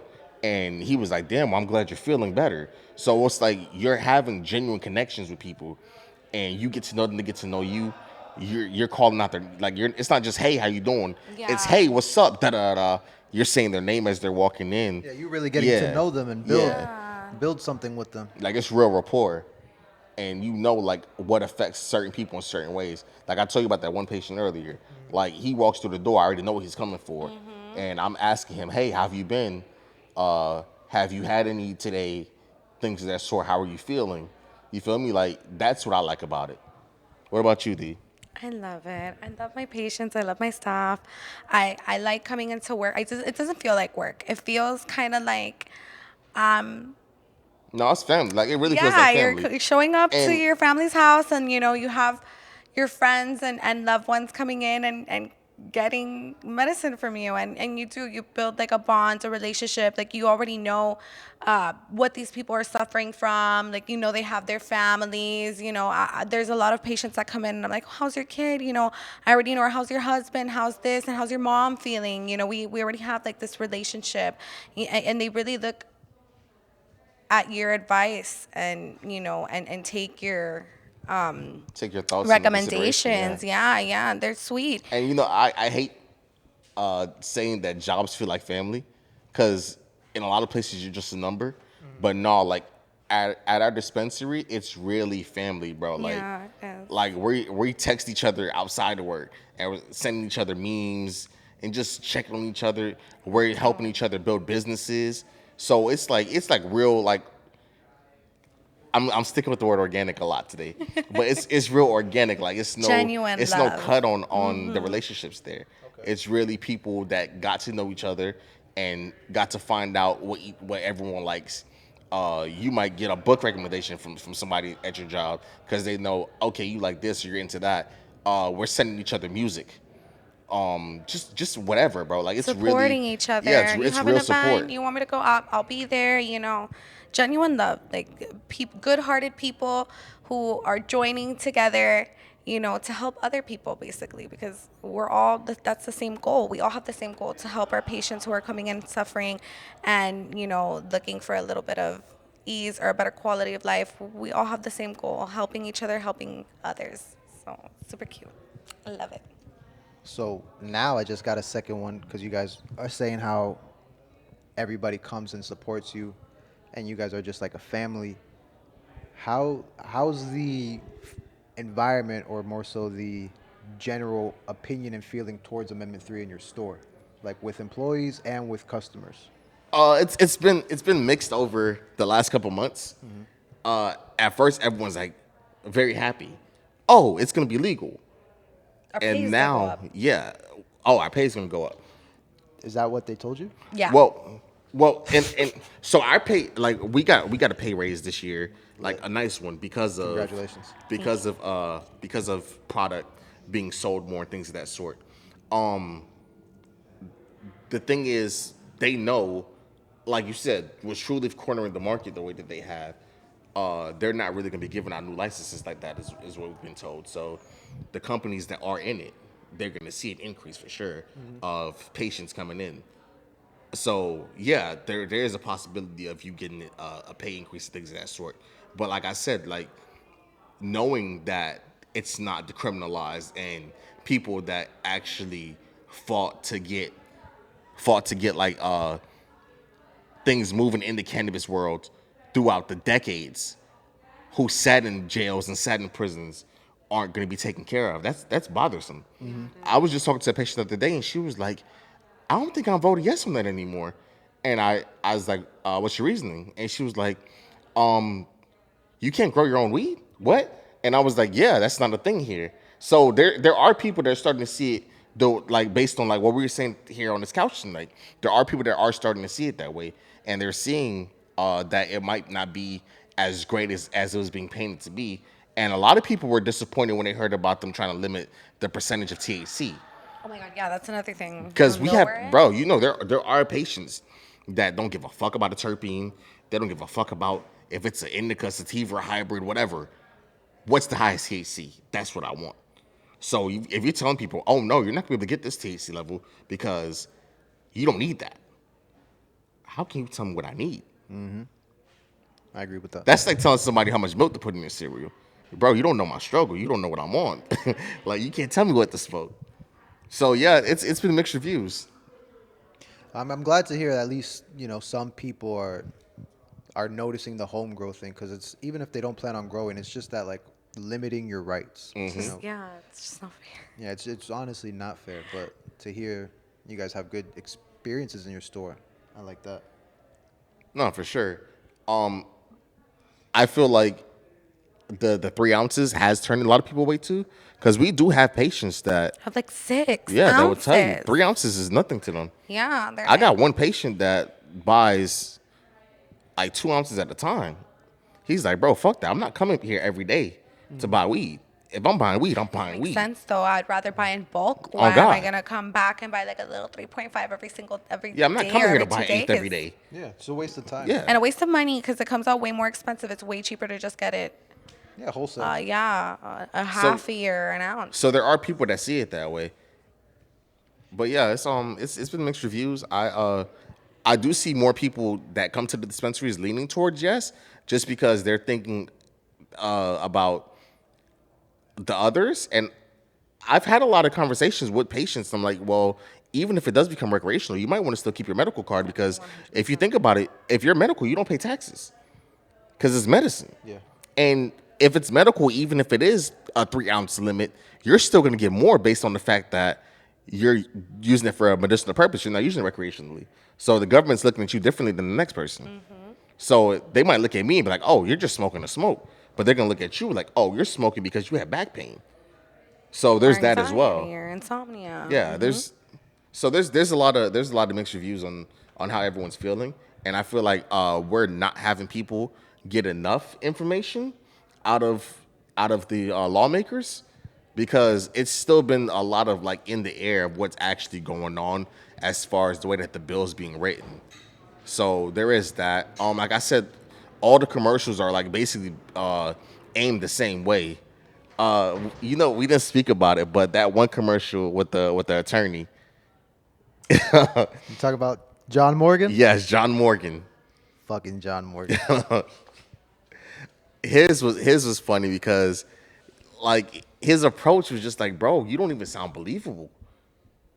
Like, what are you getting out of this? For me, with John Morgan, like with Morgan and Morgan, what hurt to see that was we reached out to them personally and tried to have their team help us with our petition. And their team, let's just say they were too busy to reach back to us, right? So when I saw him supporting Amendment 3, I knew at that point that It's about $1. Yeah, he has to have some stake in the company, Yeah. or they paid him something, because this is the same man who helped get medical marijuana on the ballot. You know what I'm Right. saying? He helped push for that. So when I saw him supporting an amendment that one was already introduced as a broken amendment, they were breaking the law, Right. and the Supreme Court said, "Fuck it, run it." Dog, if that was the case, we would have said, "All right, we want free weed." Like, we would have started with that. You know what I'm saying? Because we already knew that we would have been able to introduce all our other policies. Right. But no one told us that we could have done that had we paid enough money. We didn't have the 20 million or the Yeah. fucking billions to pay them. So when I saw him do that, I was like, damn, they really sold you out, or you sold yourself out, because no home grow. There's nothing that really covers the patient. There's nothing that covers the past. Yeah, and it's just, and that's what, he got on, and now he's like, hey, come support Amendment 3. I keep seeing she's an older black lady. I've been seeing that one as well. That's the one when you say, like, she says weed is dangerous. We don't know There's what you're getting from the her street. and there's an older white lady as well. But I've seen they're both of them. pushing the black lady. Yeah, of course. And why? Because Yeah, it's we take more of the cannabis. We are more of the market. We're more of the whole fucking community. and they know that we also, like, our ideas, at least I feel within the minority communities, hold a lot more when we share them with each other. You know what I'm saying? Like, we could share these ideas, and now they're like, yo, I'm really taking to what Louie said, because Cracc and D also fuck with that. It's not just Louie said it. Whereas, you know, the opposition, like, one person can say something, 100,000 people will say that man is wrong, and that person will believe him. He's a diehard fanatic, and like, no, they can't be wrong. They're God. So I think that to us is where they know they don't have to really pander as much to our vote, because they know that we're the ones who are skeptical. We don't trust the government. So how are we going to trust the government to tell us to vote for weed when they have been locking people up for weed? People are still locked up for weed. You know what I'm saying? Like how you mentioned, there's people in there now facing 25 to life sentences over a plant. Agreed. Saddening. It's saddening, bro. It would be really good to see, you know, more of these dispensaries pick up that front end. And that's why I asked you guys how it felt about working, because when I worked at the dispensary, I hated my job. Mind you, we didn't have that family environment that y'all had. You know, it's different. But for me, what I hated was going to a place knowing that I was exploiting people, and ultimately I wasn't getting any of the profits. And I was like, damn, that's a little fucked up of me too. Like, I would have a problem if I was the one making all the bank. So you look at it now even more as like, damn, I'm kind of the issue. Let me fix myself. And when I would go back to work, bro, you would see it. You know, people would work up in the morning, and I'm not sure. I haven't been in Satara. I haven't been in a dispensary since 2019. But the uniforms were gray. And then we walk into the building and it's white, and it's very medical. That to me is depressing. See, that's the thing I like. Our uniforms are like we have Blue, like, right? huh? Are they blue? No, we have different T-shirts. It's Colors. colorful. Like we got teal T-shirts. We got purple T-shirts. Oh, that's lit. And we got like monthly, like, well, not monthly. Yeah, well, like depending on like events. Yeah, we get like different. We get like different T-shirts. Like we like for Pride Month, we had some shirts that said They're cute. You're safe with us, and it was like it made the Pride community feel better. Feel better about And themselves. that's dope that you guys do that, because I remember, you know, other dispensaries doing that, but they were more stricter on their personnel, on their employees. Like, you have to wear a uniform. Yeah. All of you have to look uniform. Well, originally Satara, from what I heard, was like very cutthroat. Well, not cutthroat, but like cut to the cloth, polo. But they loosened up and they realized, like, bro, you're selling weed. Like, you gotta make people feel comfortable. Like, you don't have to look like a freaking grandpa to sell weed. You know, like, these people are coming here for the product regardless. Yeah, bro, they would make you go ahead and get a polo, tuck in your shirt. Like, you ever bought some weed from someone with a tuck? Bro, I'm not buying the. He don't You rank look like a on- cop. You look like a narc. Yeah, like, And you see a whole building of them, all white, behind the POS system, behind the register, ready to show you. That scared me, bro. Yeah. I would look at myself in my uniform, and I'm like, damn, I'm gonna fucking sell out.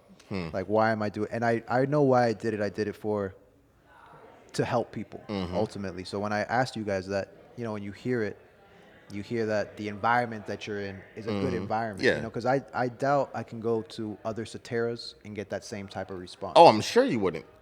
So it's I like can tell you your for store, sure. Yeah, your I can store, tell you for like, sure you wouldn't. You both of y'all lucked out on having a good Oh store. yeah. Oh, no, for sure. 100%. We know I it. wouldn't trade our store for the world. Like, for sure. Like, I love it. so you've known me for years. You know, I've been working at Starbucks for years. Yeah. And my Starbucks employees would come over to Satara to buy weed, and they're like, bro, you look so like you're in heaven when you're there. And then you come over here and you're like, bro, why the fuck am I here? And I'm like, bro, because yes, I'm serving drugs in both places. With Legally, legal plugs. I'm selling drugs in both places if you think about it, based on how the law sees it. Yeah. Except the only thing is the law doesn't see sugar and caffeine as a drug, even though they're two of the most addictive drugs. I was about to say they see Yeah, it as yeah, one. so- That's why they so true. legalized it. Yeah. So my thing is, when I'm at Satara, I know I'm helping people. When I'm at Starbucks, I'm not fucking helping anyone. I'm just giving you something to get you through your day that you really don't need. Half the shit's not even good for you. I love coffee. So I think that's why I'm more happy when I am at work at Satara, and it's the fact of, like I said, I can't lie, I'm in a loving environment in both stores. Like, my coworkers in both stores are great people. But as a terrorist, like, they're great people, and they're more of people that are similar to me. Like I said, they're all creative. Not only that, I also feel like in the customer aspect, it's not. I mean, we do get our crazies here and there. And Yeah, our but the upset customers are definitely more But they cool. come in happy. They leave happy. Like they're there to get their weed. They're not there to be like, I didn't fucking like this the last time that you know how some people. In another industry, like I worked like 9 years in the service industry, and I had my fair share of upset people, Yeah. and you don't really get that as much. Well, even in the medical clinic side, you get a lot of angry people too. Like, I want to see a doctor right now. I need my stuff today. But like in the dispensary, you see less of that. People are more like, oh, you don't have that? That's fine. Give me the next similar thing, or what else is gonna make me feel like they just want their stuff. They're happy. They're happy to get their stuff. They're happy to leave with their stuff. It's not like attention that you will get from like another. I feel it. Yeah, it's not. You don't have pumpkin spice latte. What the fuck? It's none of that. It's like, oh, you don't have this strain. What do you recommend is similar? What can I get for you? Like, They're what can you usually get me? chill. Yeah. So there's that. I don't know, bro. It's a really cool environment to be in. One, because like you're helping people. Two, because 95% of the people are coming in there in a great mood, or even like we have people that come in there in pain, and they're still not bitchy. Like They're just they're not excited to get their stuff. Yeah. It's great to be around people that are just good people, bruh. Now I want to ask y'all: do they give you the option to see your grow facilities as employees? There have been employees that have went to the grow facilities. We live in Miami. Our grow facilities aren't in Miami like some of the other dispensaries. So for us, we would have to take a trip to do that. That was my Yeah. same issue when I was working at True Leaf. I had to drive to Clearwater. or Oh some damn! shit. Okay. It's like 4 hours. Yeah, away. we're not that far from there. Yeah, that's Yeah. what they told us. Like, you can go see it. You just got to drive to it. And I was like, damn. Did you do it? No. No, I wouldn't have done that either. It was- That's a mission. Yeah, bro. I was like, why? That's when I already started getting upset. I was like, why the fuck do I got to drive to Clearwater? Like, why would you guys? So I looked at it. I was like, the Clearwater store is always the first store to get the freshest of the Oh, of fresh. course. So when you really, that's when I picked it up like right away. I was like, hold on, you're serving the whole state, but you're only growing in Clearwater. Mm-hmm. So that means anything that comes from Clearwater, depending on how long it takes, now it's just getting older. Mm-hmm. So that's why by the time that I got to Broward in Miami, it was a little bit drier. It wasn't as Yeah. fresh, and I was like, damn, bro. So now I don't know if they have more acres. I know that people are starting to go into Homestead. A lot of dispensaries. Yeah, there's a few dispensaries down that Yeah, way. a lot of dispensaries was moving down to Homestead, and That Redlands area, which makes a lot of sense. it does. It's a lot of farming. Space. It's good land for that, and that's what I think makes appropriate sense for serving the Miami-Dade. For sure, Broward. because this is a huge market. Yeah, bro, it's a South Florida Yeah. market. Like, it doesn't make sense for you to get your flower from North Florida, transfer it down, store it, and then sell it. No, you have it down here. It's acclimated to this part of our climate, of our state. It's going to grow to it. Right. And then you can go ahead and just keep that region. You but- know what I would say that I like about our store specifically, compared to other dispensaries in our company and other dispensaries outside of our company, is we really don't have flowers sit. And I know, like, I'm not gonna name any companies, but I know a couple companies where, like you said, they'll grind it up Liberty if it's Health. not right They changed their name. to air. He's so shout out. He doesn't care. I know one company that'll do like $1 ounces, because they know that it's like dry as hell. $1 ounce? Was Yeah, that Rise? bro. Yes, it was. I was gonna say the Rise. name. Well, honestly, but at that time, I feel like they've improved, but at that time when they were doing the $1 ounces, I had a patient. That's- their weed was that's so sketchy. bad. very It was so sketchy. bad. It literally smelled like dirt. But you I see- had a. It I did it had a not? patient get mad at me one time because he walked in. He's like, "Do you guys have anything that's expiring?" And I was like, "No, sir."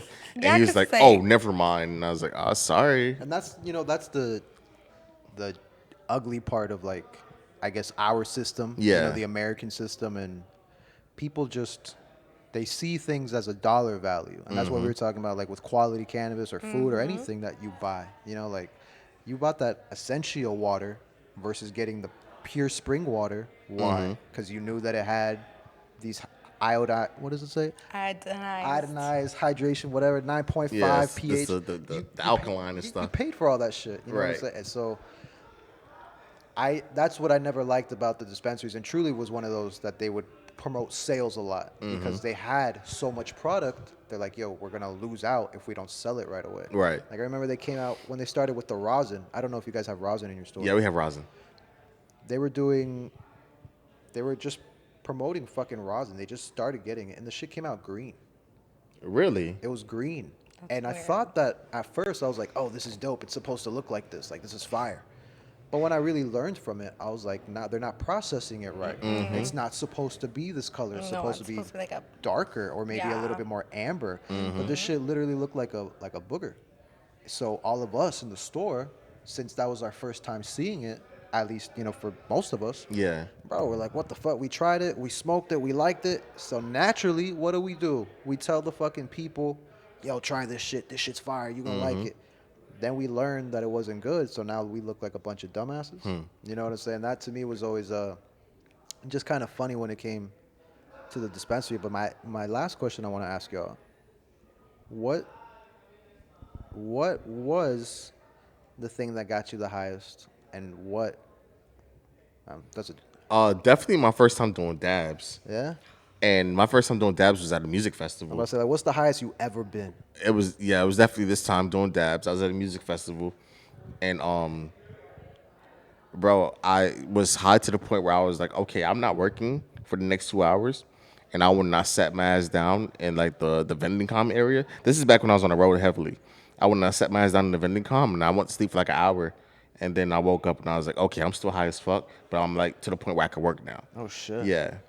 But yeah, that was definitely one of those times where I lit. was like, fuck. Also, the Gatorade bottle shit. Yeah, that was a Gravity time. bongs? Bro, it was like The a one with gravity the four bomb. blunts that he Yeah. told us Oh yeah. That one was a time where you know those highs that are scary? Yeah. Where you need CBD to bring you down? Where you think you about to die, like Yeah. I felt that. Yeah, I've only had that one time in my life. That experience was like that. I remember someone was like, "Oh, if you drink cranberry juice, you'll come down. You'll come down." That shit don't work. I drank Or a whole milk. bottle of cranberry juice. Or milk. I used to hear milk. Well, milk is more if you're on like psilocybin and shit like that. Yeah, It's they tell supposed to you help. Chew peppercorns. Yeah, fuck What? that. Bro, there's so many Sounds like- yeah, things. sounds But yeah, horrible. Black pepper will help bring you down. So if you chew some black peppercorns, you'll get brought down. I was like, Man. nah, man, that's what about you? Me, I think the worst high that I've ever had was one time I had a gummy from True Leaf. It was my birthday. And it was like a sativa gummy, I think, something champagne. And I was like, and I smoked a couple blunts. I had some drinks, and then I popped the gummy, and I thought I was going to die. Like, I had to lay down, and I was like sweating cold. And my friends were like, are you okay?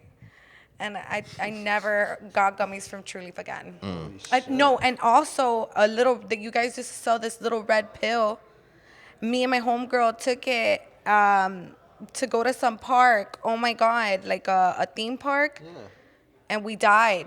Like we Bro. left early. We died. It was It's the just the worst. same thing that I'm thinking about. Those were The 50 little milligrams. the little red pills? Yeah, they're We took 50 like milligrams. We took like 2 each and we died. That's hilarious. Oh wow, Yeah, we died. damn. It was really bad. It was a bad experience. We were like, I'm never taking this ever again.